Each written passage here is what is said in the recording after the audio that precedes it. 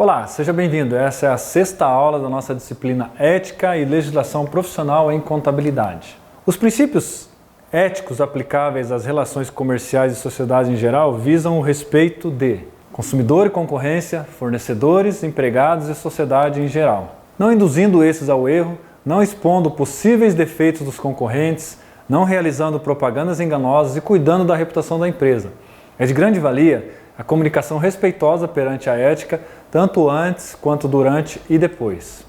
As relações econômicas dominantes acabam afetando as demais. Podemos perceber isso nos dias de hoje, especialmente, pois na sociedade em que vivemos, onde quem pode mais, manda mais. Quem nunca ouviu esse ditado, não é mesmo? As questões éticas no campo profissional e empresarial podem ser agravadas em face da dimensão empresarial. O zelo, a pontualidade, o sigilo, nem sempre são atitudes que se conseguem presentes quando as estruturas empresariais se desenvolvem, crescem ou alcançam divisões espaciais de maior monta. Ou seja, conforme as empresas crescem e ganham escala, fica cada vez mais difícil administrar e controlar as atitudes éticas e morais dos envolvidos. Pensando nisso, surgiu a necessidade de aplicação de princípios éticos, tanto dentro como fora na sociedade em geral. A ética como instrumento para a tomada de decisão é vista como um instrumento que possui como base a implementação e os instrumentos utilizados para agregar ao código de ética. É através dele que são estabelecidos comportamentos que deverão ser obedecidos pelos envolvidos. Quem requer uma opinião é porque dela depende para tomar decisões. Quem emite a opinião precisa ter responsabilidade sobre o que sugere, estando convencido de que o entendimento preenche as necessidades do requerente. Seguindo o raciocínio dos autores, nota-se que quando necessitamos de opiniões é porque dependemos delas para tomar nossas decisões, seja no aspecto pessoal ou profissional. A implantação de um programa de ética pode ser aplicado na sociedade em geral e deve ser regulado por princípios e condutas dentro das organizações.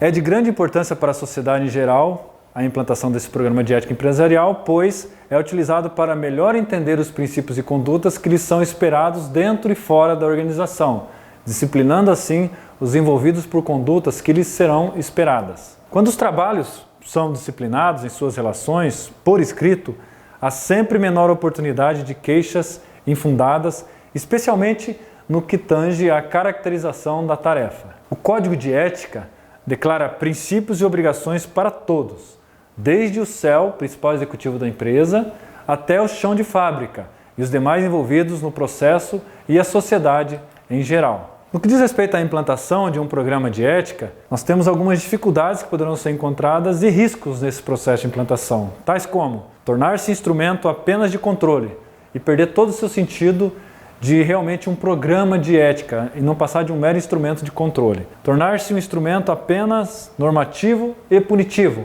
ou seja, não vai atingir o seu objetivo principal, que é melhorar as relações entre as pessoas e os comportamentos, e passando a ser apenas um instrumento de pura normatização e de punição dos colaboradores. Existe o risco do Código de Ética deixar de ser um instrumento de orientação e inspiração, regredindo para o antigo conjunto de normas, que só previam obrigações, restrições aos subordinados.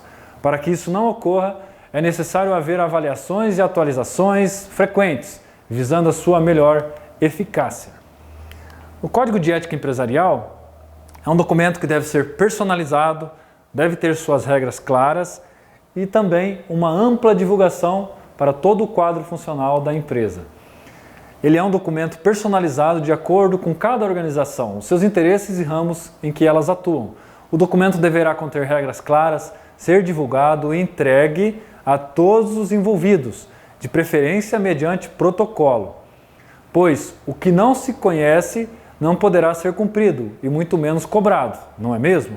Um código de ética empresarial bem elaborado e implantado pode ajudar a organização a solucionar questões antes mesmo que elas se tornem grandes problemas. Não há para as empresas um código de ética, porém, na sua relação com os clientes, deverá haver transparência e confiança mútua. Caso contrário, ficará a cargo do Código de Defesa do Consumidor.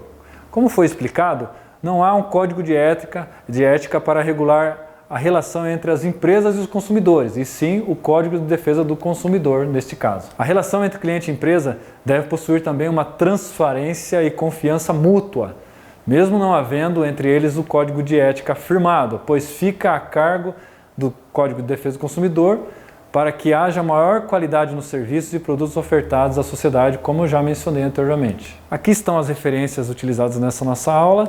Obrigado pela atenção e até o próximo encontro.